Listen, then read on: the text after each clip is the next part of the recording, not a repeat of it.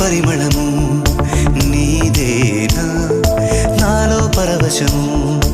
నిజమేనా బొండు మల్లి పువ్వు కన్నా